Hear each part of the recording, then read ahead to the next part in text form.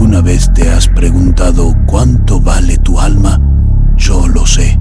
Lo sé porque la vendí por un billete de lotería. Pensé que había vencido a la miseria, que había salvado a mi familia. Pero lo que hice fue invitarlos a un infierno de lujo. Durante 6 meses, el diablo me usó para destruir la vida de inocentes. Y a mí me obligó a cruzar la línea más oscura. Una línea que terminó con la vida de un ser querido. Mi nombre es Lorenzo. Lo que estoy a punto de contarles no es una leyenda. Es mi testimonio de cómo el dinero instantáneo se convirtió en un pacto de sangre y cómo un milagro inexplicable me liberó de una marca. Apaguen las luces y escuchen con atención. Esto es real.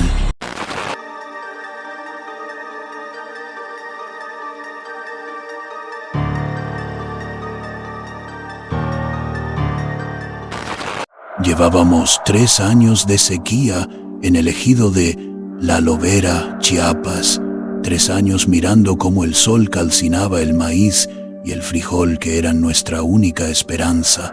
Yo era Lorenzo, y a mis 35 años no era más que un hombre roto, ahogado en deudas con el usurero del pueblo.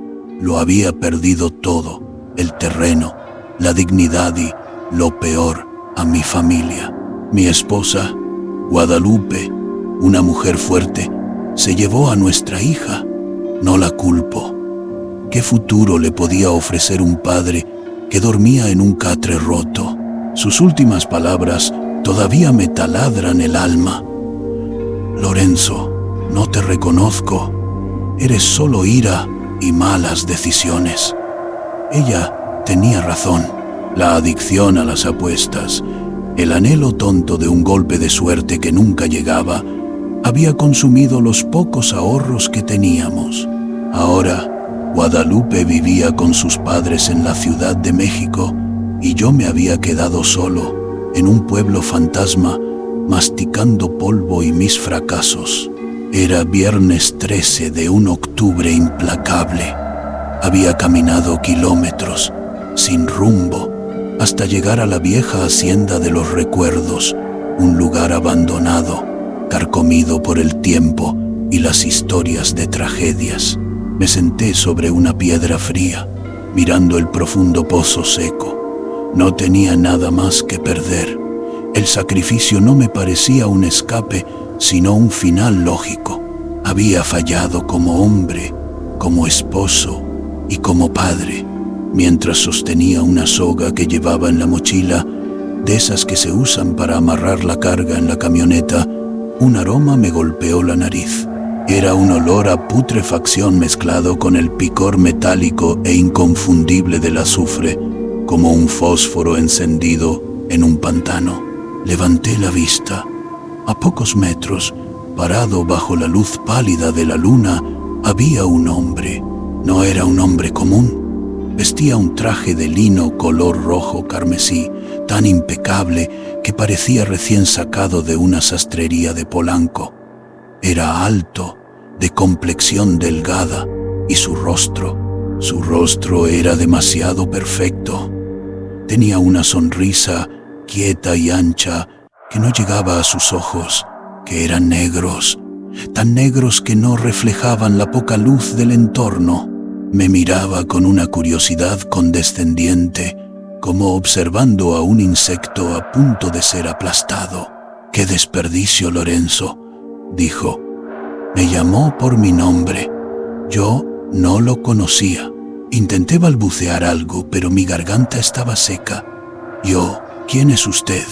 Él dio un paso hacia mí, y el olor a azufre se intensificó. Sentí un frío glacial en la espalda, a pesar del clima cálido. Era el tipo de frío que no viene del aire, sino de adentro, del alma. «Soy tu única salida», respondió, inclinando la cabeza. Sacó de la bolsa interior de su saco un pedazo de papel doblado, un cachito de la Lotería Nacional. «Estás a punto de hacer una tontería por la que tu hija no te perdonaría», ¿Quieres el dinero?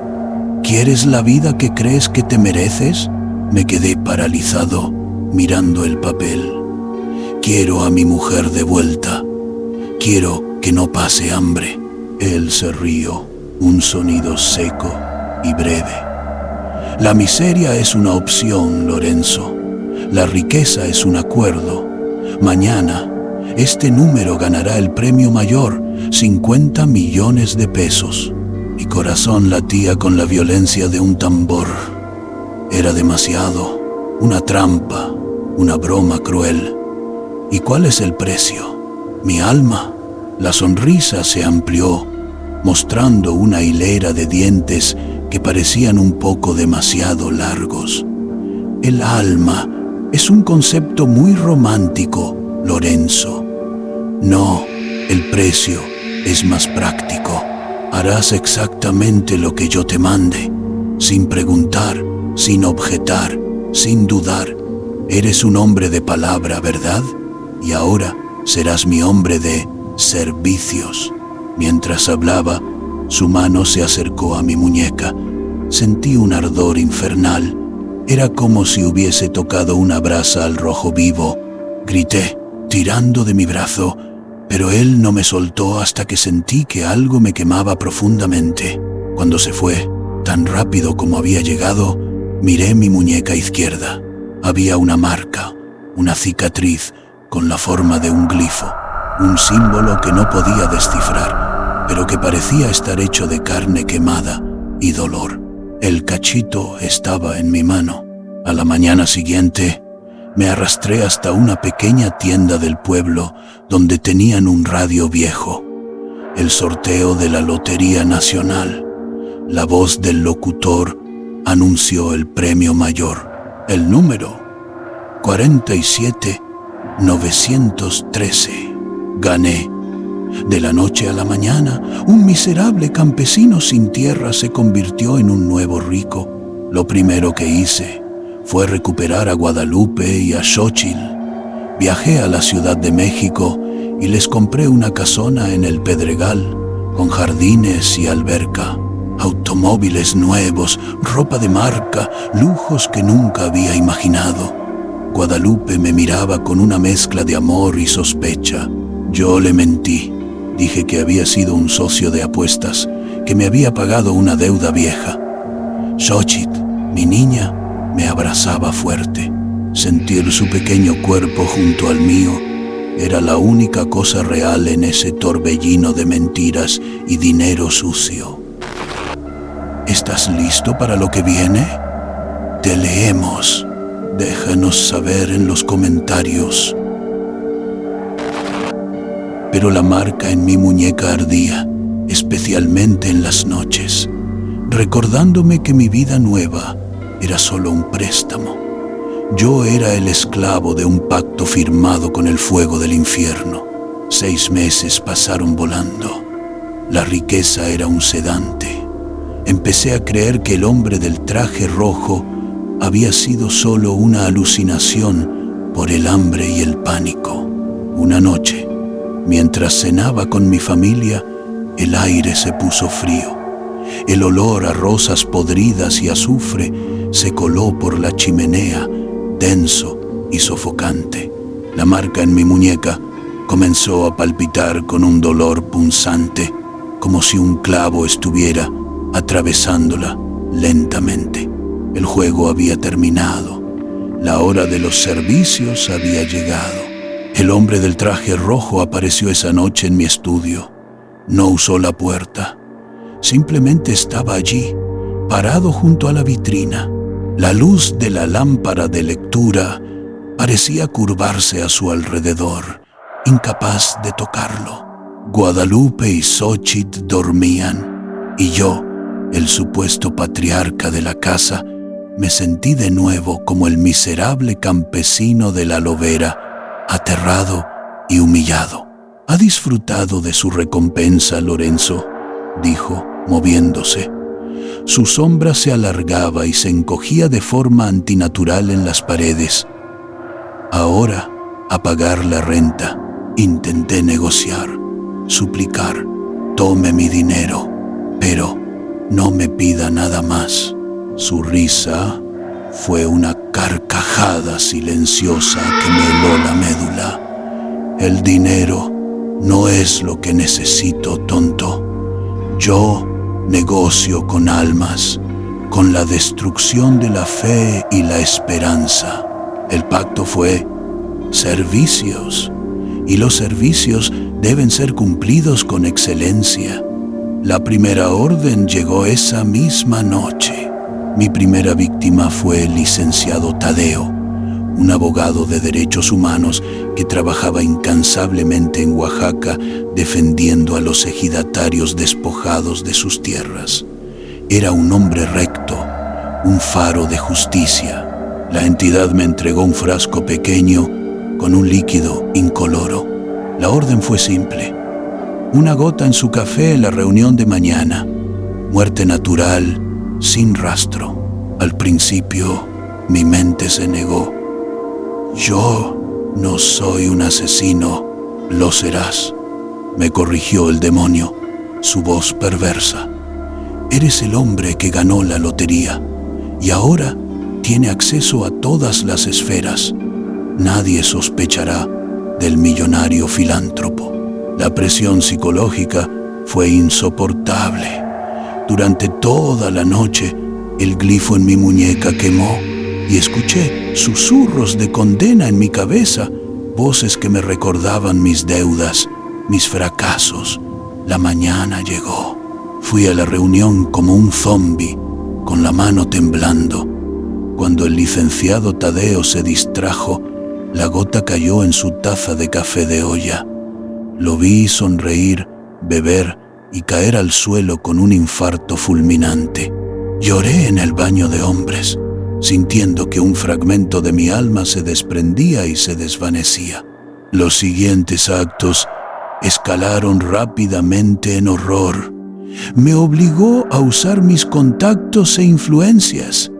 Tuve que sobornar y amenazar. Orquesté una campaña de difamación brutal contra un juez honesto que estaba a punto de condenar a un grupo de traficantes de personas.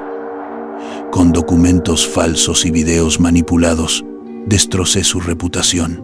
La consecuencia directa y aterradora de ese acto fue que los rescatados de una red de explotación tuvieron que ser devueltos a sus traficantes por falta de pruebas y la anulación del caso. Esa noche no pude dormir. Escuchaba los gritos silenciosos de las personas siendo torturadas, un recordatorio de que estaba durmiendo sobre una pila de cadáveres morales. La orden más devastadora llegó en una tarde lluviosa. La entidad me esperaba en el jardín, bajo una sombrilla negra, mientras la lluvia golpeaba el mármol de la terraza. El hombre de rojo se acercó y la intensidad de su presencia me hizo tambalear. El pacto es inquebrantable, Lorenzo. ¿Quieres que te lo demuestre? Puedo hacer que tu querida Xochitl te odie. Puedo hacer que Guadalupe muera en un accidente. Tengo 50 millones de formas de hacerte lamentar esta insolencia. Esa noche me encontré en el suelo de mi estudio, con el aroma de azufre quemándome los ojos y el llanto silencioso de mi conciencia, que había resucitado solo para torturarme. El demonio estaba allí, mirándome con esa sonrisa de satisfacción. «¿Ves, Lorenzo?», dijo, «el dinero es una ilusión. La verdadera riqueza es el poder sobre la vida y la muerte. Eres mío». Había cruzado la línea. Ya no era Lorenzo, el adicto a las apuestas. Yo era Lorenzo, el asesino. El infierno personal había cobrado su cuota, pero la siguiente orden, esa fue la orden que me despertó y me hizo luchar por mi redención. Había pasado una semana. Mi existencia era una niebla de insomnio, tequila y el constante hedor a azufre. Me la pasaba deambulando por la mansión, evitando el contacto visual con Guadalupe y Xochitl, sintiéndome una criatura repugnante. La entidad regresó Esta vez en el sótano, en la bodega de vinos que nunca usábamos. El aire era pesado y frío, como dentro de una cripta. Tu penúltimo servicio, y luego podrás descansar por un tiempo, sisió. Me entregó una foto. Era Estela, la hija del pastor Ricardo. El pastor Ricardo había sido mi único amigo verdadero en la miseria, el único que me había dado refugio en su almacén. Rétenla. Mañana por la noche hay un rito que debe ser completado en el templo mayor, en el centro de la ciudad. Ella es la pieza final de mi obra. ¿Hay algún detalle que hayas notado y que otros no? Déjanos saber en los comentarios. Miré la foto de Estela, su sonrisa inocente, sus trenzas, la hija de mi único amigo. Me imaginé la escena, el pánico de Guadalupe al darse cuenta de quién era yo, el terror en los ojos de Xochitl. Algo, un rescoldo de mi antigua alma se encendió. No era ira, era una claridad fría y terrible. No, dije, y esta vez mi voz no tembló. Era ronca, pero firme. No lo haré. Puedes llevarte el dinero, puedes llevarte todo lo que tengo, pero a esa niña, a la hija de mi amigo, no la tocas. El demonio se puso rígido. Su sonrisa desapareció, reemplazada por una mueca de furia pura. El ambiente se oscureció. Sentí una presión física, como si el aire estuviera siendo succionado de la habitación. Estás jugando con fuego, Lorenzo. Yo soy el fuego. La marca en mi muñeca se sintió como si me hubieran puesto un hierro incandescente. Me arrodillé, gritando en silencio, mis ojos llenos de lágrimas de dolor físico. El glifo parecía moverse, vibrar, como si algo estuviera intentando salir de mi carne. Romper un pacto con uno de los dueños es una traición que se paga con todo. Me espetó con voz que ya no era un susurro, sino un rugido profundo. Te di todo, te lo quitaré todo, y lo haré de la manera más dolorosa. Te convertiré en el monstruo que eres, a la vista de tu familia. Desapareció, dejando solo el silencio y un dolor lacerante. No me arrepentí. Había roto el pacto, no por bondad, sino por un último acto desesperado de proteger algo puro. Al amanecer del lunes, estaba tomando café, esperando la represalia, cuando escuché las sirenas. No eran patrullas locales, eran vehículos blindados de la Policía Federal. Irrumpieron en la mansión, no opusieron resistencia. Yo sabía que era el final. Me arrestaron por múltiples cargos: asesinato, obstrucción de la justicia, sabotaje, difamación. El demonio había cumplido su amenaza de forma impecable. Guadalupe me miró con horror absoluto. Xochitl lloraba. Esa imagen, el terror y la traición en los ojos de mi hija, fue el peor castigo. Terminé en el penal de Santa Marta, en la oscuridad y el ruido constante. Allí, en la miseria física, toqué el fondo. Mi vida de lujo había sido un espejismo. Yo era la peor clase de basura humana. Un mes después, en el pequeño patio de la prisión, me visitó el Padre Jesús, un anciano sacerdote jubilado, conocido por ser exorcista y consejero. Su aura era de paz, de un contraste brutal con mi infierno interior. Sé quién te trajo aquí, Lorenzo, me dijo, sentándose con una calma que me desarmó. No fue la policía, fue el amor de Dios. Él te hizo caer para que pudieras levantarte. El Padre Jesús me guió.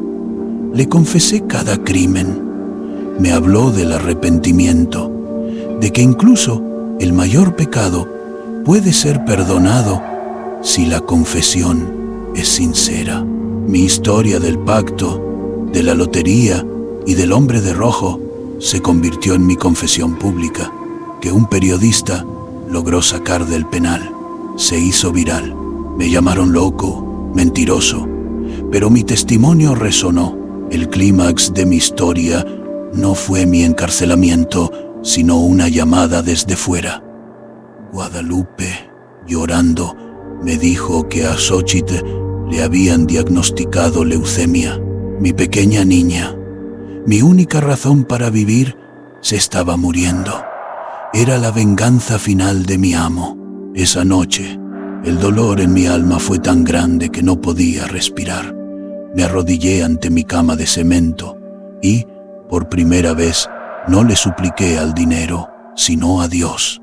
El Padre Jesús organizó un ritual de liberación en la pequeña capilla de la prisión, un exorcismo. No fue una escena de película. Fue un acto de pura voluntad y fe. Estaba atado a una silla. El Padre Jesús rezaba en latín su voz firme. Yo gritaba, no de miedo, sino de un dolor insoportable, como si miles de agujas estuvieran intentando salir de mi cuerpo. Y entonces sentí un tirón, un crack interno, como el sonido de una cadena de acero que se rompe. La marca en mi muñeca, el glifo que ardía desde hace un año, se desvaneció.